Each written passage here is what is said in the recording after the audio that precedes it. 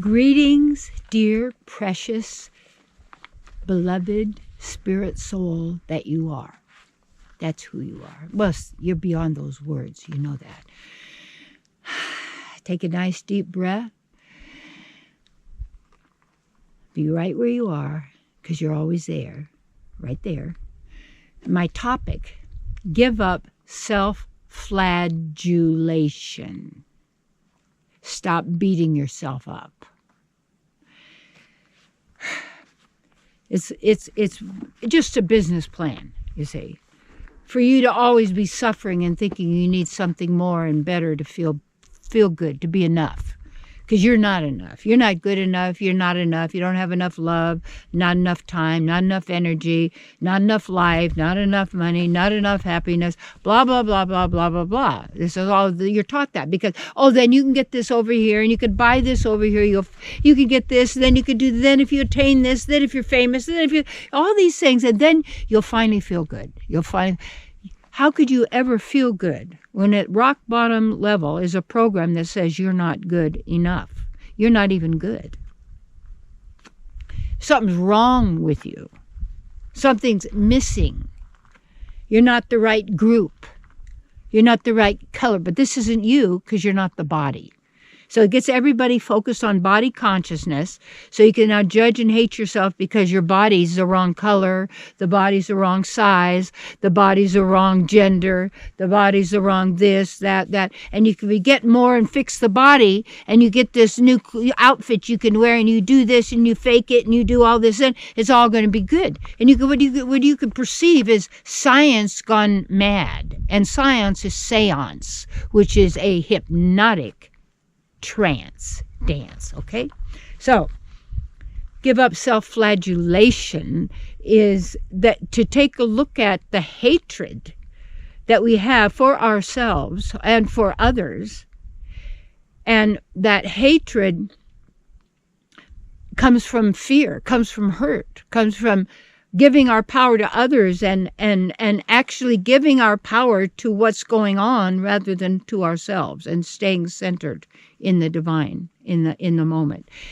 And just watch and notice. And this is how the mind operates. So you got to know how the mind operates. It's not you. You're not the mind. You have this is a you might call it, you have divine mind if you want that, because you're fully enabled person. You have it all. So when we limit ourselves to this thinking machine, and it reminds us of how awful we are, or how nobody would like us, or how bad other people are to us, and how nobody really gets who we are, and they don't appreciate us, and then after all we've done, and then they haven't done this. This is the mind. It wants to keep you stressed, keep you fear, keep you wanting another solution that is going to give you, you see, because it's all comes from the mind. The solution is to know and be who you are. That's the solution to everything, because when you are, you can observe, you witness. You're not the effect of the creation, you see. You don't let other people bump you off because they're controlled by their mind, and they've got their stories and their narratives, and they're hating this group and that. Just notice the people that generate all the hate going on the media and everything, because they're not the people who are going to be there if there was a fighting and get no. They're going to sit in their little places way up on their little gold toilet seat, but they're going to agitate everybody here so you people can do all their dirty work for them, you see, by hating each other in the family, and then say, well, you gave more to this person than you gave to me, and my brother or my sister always got more stuff, and you gave them more attention, and if you hadn't, and I never had it, and here you are, 65 years old, and you're still there. What is going on? It's the mind, you see.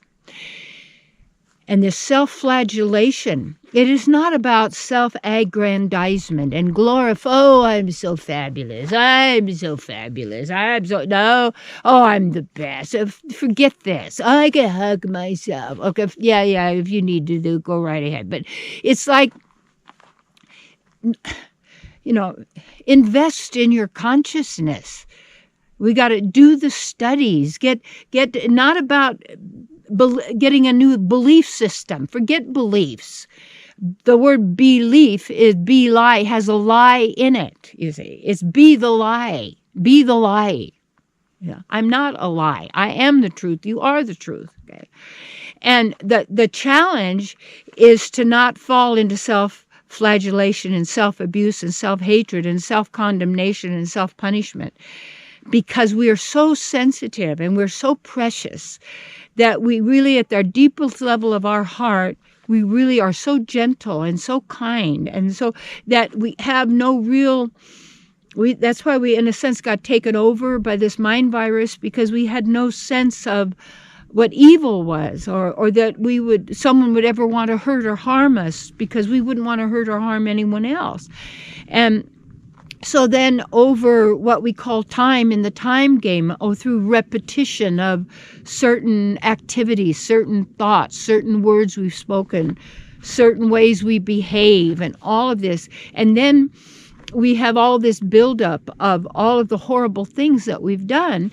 And if you tell the truth about it, a person realizes, and if you know and you've tracked many of your so-called past lives and what you've done, that then the guilt and the shame from that, even guilt and fear control humanity, is basically what it's about. And because we're so sensitive and kind and loving at our real self, but we've been hypnotized into it, we've been cursed into it, we've been programmed into it, we've been indoctrinated into it, we've been taught into it. We have so deviated from our own natural place, even to the place of believing it's completely natural to kill and eat animals. And if you don't, there's something wrong with you? Really?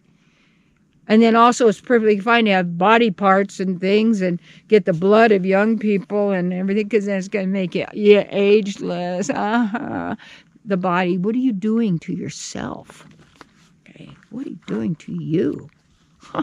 No. So what happens is, when you hate yourself, then you always got to find something that's going to make you better, or maybe and then you're always afraid you're going to lose somebody, because they'll find out how horrible you really are, and they're going to tell other people how awful that you really are, because of course they will, because they're making it up, and we're all gossiping about each other, and we look at how petty that the media is out there, so much of just all this pettiness, and oh, she was wearing this dress and she had high heels, and these people look like fools. You could dress a pig up, it's still a pig. I mean, come on. We've tried to glorify the facade. It's a facade. And then inside, people live lives of quiet desperation, as the transcendentalist Ralph Waldo Emerson said. Lives of quiet desperation. Just, I don't know what I'm doing. I don't know what I'm doing here. What's going on, or what's going to happen to me, and how am I going to protect this, and what are they going to do? Is it the little mind? And the person is terrorized by this mind. That's why I have to study these videos on YouTube that we made, almost 600 or so. Share them with people. My book, Live Your Bliss. Get What You Think of Me Is None of My Business. These are wonderful books. This Live Your Bliss gives you an overview, a real great sense of what we call metaphysics, but it's how this reality is operating. So, and bliss is who you are without thinking, you see. So, just start noticing how much you've been beating yourself up and what you use it for, and to punish yourself, and how you really change. You don't need to punish yourself. You just need to get the mistake, you see. Get that and then make the change, put in the correction. You see, make amends if you need to do that, and yet get yourself back to who you really are. And part of that thing is you've got to be kind to you, and that's not just glorifying yourself. I don't mean that, but not letting yourself be terrorized by the mind. And the only way you're going to know how to do that is start to notice how the mind and how much you're living from the mind, what it's telling you to do, how it's controlling your emotions and your feelings, how it's controlling your actions and what you do and what you focus on, and then how are the different groups maybe that you're listening to, and how wanting so much to be a part of a group and somebody to accept you, you do foolish things that are not even, they're not really even you. And then you feel bad about that. How stupid could I be? How could have I ever done that? I'm just so... Then you can flagellate yourself, beat yourself up all the time. No, stop that. Just get it. Yes, okay.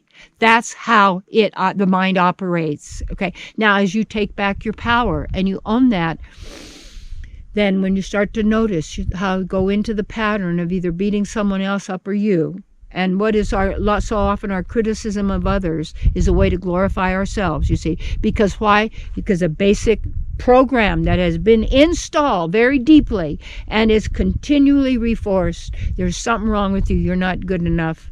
And yeah, you're not good enough to be what? Loved, appreciated, given to, prospered, whatever it may be. No, you are beloved. You are... The divine loves you. You are love. The divine is love. You are precious and pure and holy and divine and sacred and magnificent in your beingness. Obviously, we have to just give up abusing ourselves, and then we'll stop abusing others. Good idea.